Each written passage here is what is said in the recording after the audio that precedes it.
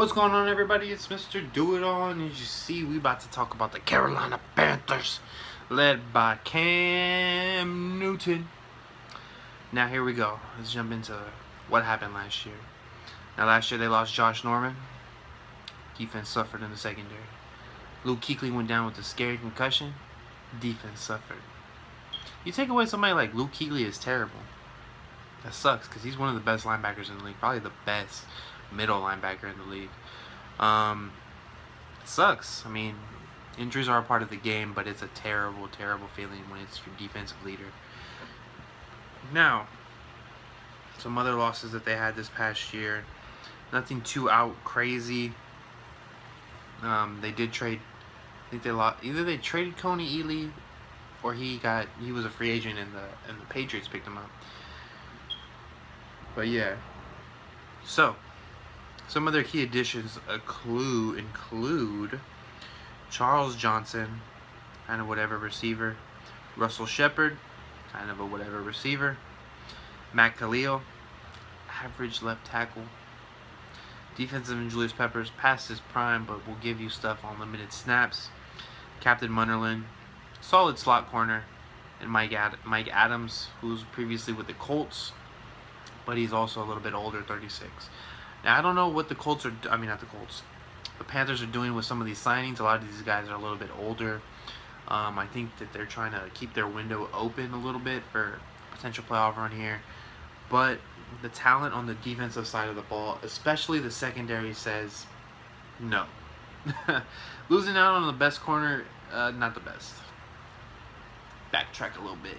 One of the best corners in the league, in Josh Norman, sucks. But they need to find a way to build that secondary back up to the way it was when they went to the Super Bowl. Now, let's talk about some of their draft picks here. There's Christian McCaffrey out of Stanford. He's having a killer preseason. Running back extraordinaire. Returns kicks. Catches the ball. Runs the ball. What more can you ask from a running back? But like Cam Newton has his weapon now. Like imagine Ted Ginn, but with hands, and is smarter. That's Christian McCaffrey.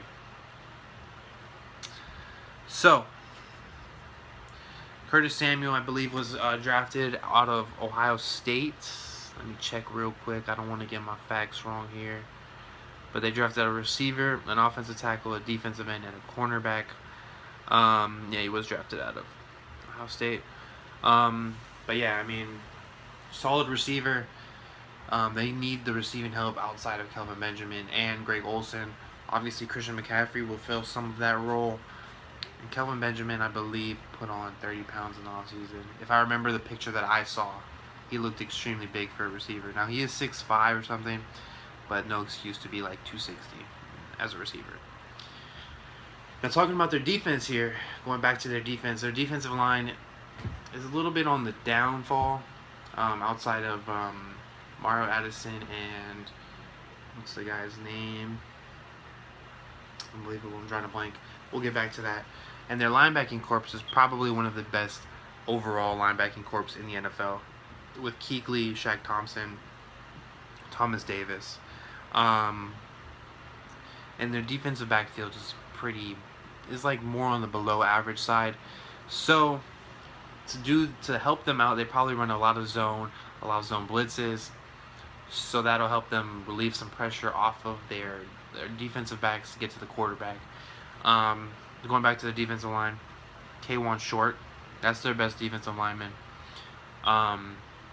He's a guy that is going to be their starting defensive tackle, and he's a guy that can get after the quarterback, cause pressure in the middle of the quarterback's face, which is a big, huge help for a defensive line if you can get pressure right directly in front of the quarterback. Now, let's go ahead and talk about their schedule.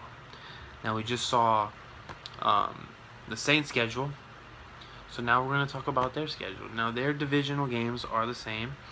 The AFC East and the NFC North.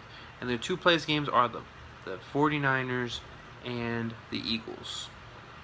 Now, if you remember back when they played in the Super Bowl, they had a very soft schedule. They were the best team in the NFC hands down that year, though, but they play a soft schedule. This year, they're back on the softer side because of their place games, and it helps a little bit when you get to play the AFC East minus the Patriots and the NFC North minus the Packers. So, let's go ahead and jump into their schedule here. They start the season off against San Francisco. I'm going to give that one to Carolina. Buffalo, I'm going to give that to Carolina. And New Orleans, that's Carolina. Now, you should start the season 3-0 facing those three teams, right? That's what you hope. Those are three pretty average teams to below average teams. One team, the Niners are terrible. Sorry, Niner fans. Your team will come along in the next couple years with all these draft picks that they're getting. Then, you go to New England. That's an L. You go to Detroit. That could be an L. I'm going to give that a toss-up. Then you got to play Philadelphia on a Thursday night in Carolina. That's a tough one. I'm going to give that one a toss-up. At Chicago, that's a W. At Tampa Bay, that's an L. Versus Atlanta, that's an L. Versus Miami on Monday night, that's a W. Then you have a bye week. Then you play the Jets, that's a W. At New Orleans, that's an L. Versus Minnesota, that's an L because of Minnesota's defense. That could be a toss-up to L. That's what I'm saying. Then you play Green Bay, that's an L. Then you play Tampa, that's a W. At Atlanta, that's an L. So I can see them going 8-8, 9-7. Their floor is 7-9. Their ceiling is 9-7. Maybe just missing the playoffs. I could see them fighting for a wild card spot because I think Atlanta will walk away with this division.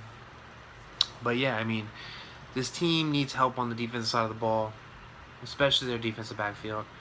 Thomas Davis is getting up there in age, and they're going to need to find a way to get pressure after losing Coney Ealy. But we'll see what happens. Obviously, Cam Newton is a mega star for this team. They rely so much on him. If they can find a way to limit the amount of hits he takes and he can play a full season healthy, they could be in the discussion for a wild card team that could finish 10-6. So that'll just about do it. Tampa Bay Buccaneers is up next. About to talk about them. Thanks for watching. Make sure to hit that subscribe button. I'm out.